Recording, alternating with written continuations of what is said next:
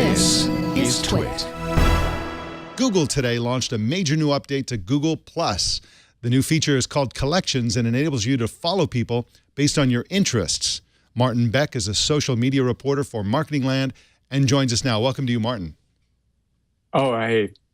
Thank you, and good morning, and thanks for having me. Thank you for being on. Now, we were saying before the show started, I've been trying to get you on the show for like a year, unsuccessfully in every previous effort, but finally you're here at long last. I'm so glad you're here. Now, can you go into more detail about Collections? What the heck is this thing and how does it work? Well, sure.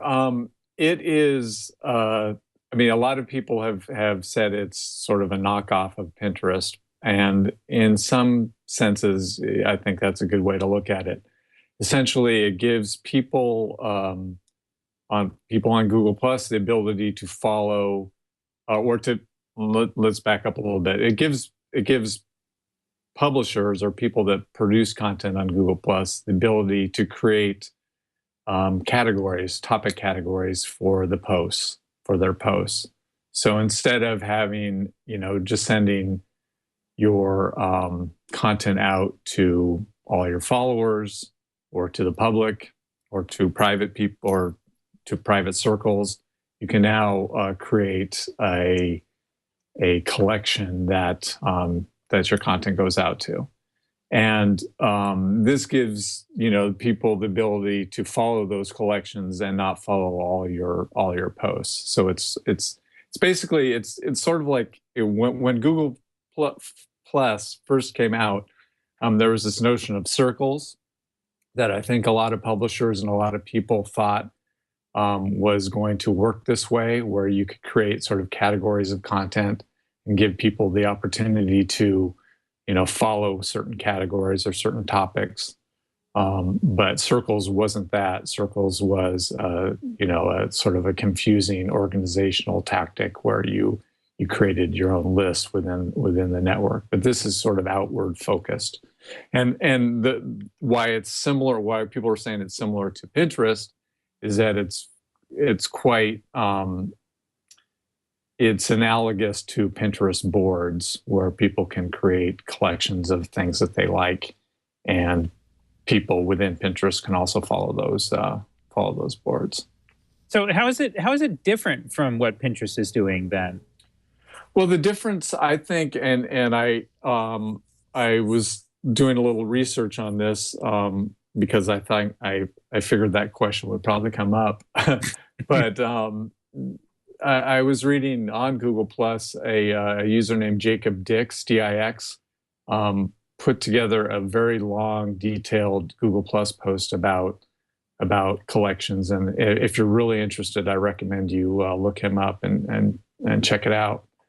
But one of the main differences is from the sort of the user perspective. It allows a user to follow or not follow certain boards, so or certain collections. So instead, in the old days, like yesterday, if you wanted to follow someone on Google or follow content from someone on Google Plus, it was an all or nothing thing. You were able to follow all of a person's posts or none of a person's posts. Now you have the ability to go in and follow a person's board. I'm getting my nomenclature mixed up. Follow a person's collection on Google Plus and get all the content that is put into that collection. So I'm curious about something. I mean, I've been a beta tester of this for a while, but I haven't used it. I kind of looked at it and kind of went, I don't know. Yeah. I don't know what's going on. But do you use Pinterest? No. Oh, I mean, I have an account, but I don't really use it. Let me say before you ask your question, Mike, and it also gives you the opportunity to not follow a person's collection and follow everything else, which seems kind of nice. So if you have somebody, say you want to follow BuzzFeed, but you really hate cat GIFs, and they have a cat GIF collection. Oh, come on, nobody hates cat GIFs. Well, yeah, you're right. So But I hear you. Assuming you were a bizarre person who just couldn't stand or wanted only dog gifs and couldn't stand cat gifs, you can exclude following as well as. I mean, you can choose to not follow a collection, but get all the rest of a producer's collection, which is different than Pinterest. So what you're saying is So what you're saying is this is great news for my followers who follow me because they want to hear my posts about tech, and then when I go on and on about food, or if they're Android users and I go on and on about Apple, they get annoyed, and it's like they've told me, they're like, why don't you go somewhere else to post pictures of your sandwich? And so now they are in luck if I start using this, which I think I will. I mean, it sounds pretty great. Now, is this for brands as well, or is this just for individual users? No, it's for brands. I mean, you can do it on pages as well, and I think that I mean, I mean, I briefly touched on it in my story. My story wasn't too long. I didn't have time to really go into deep detail on it. But I used to be a social media editor at the Los Angeles Times. And when Google Plus first came out in 2011, we thought, oh, hey, this is a great way.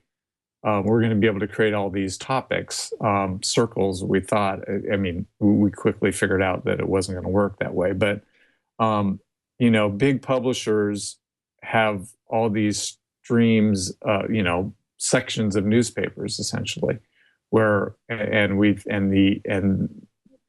assumption was this would be a good way to figure out how to make these verticals that people could, you know, if I like sports or if I like,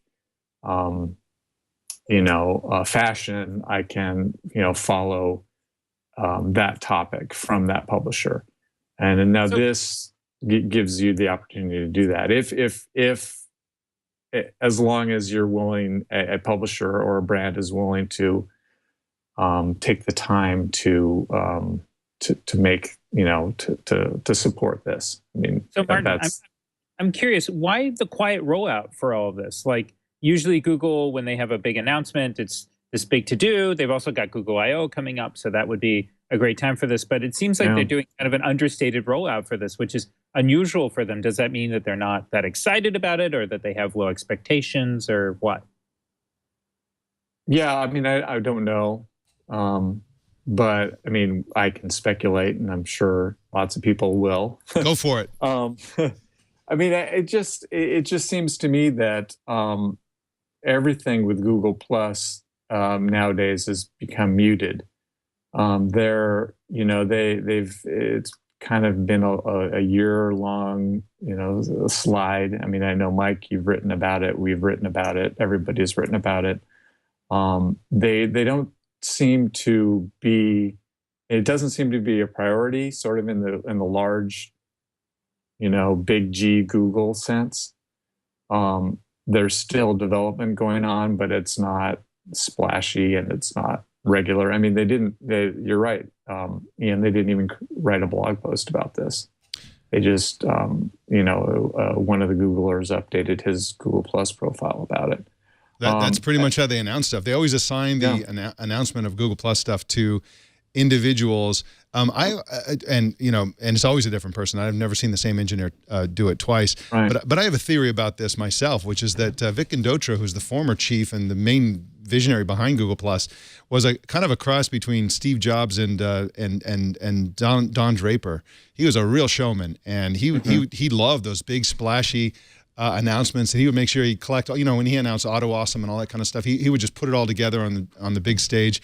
And he's gone, and now the people, you know, now the people running Google Plus are kind of like the quiet, brainy type, and probably don't like to be on stage or whatever. That's just a theory of mine. No way to. Google had marketing experts who could help them with all. Right, or some way to put things on the internet would be great.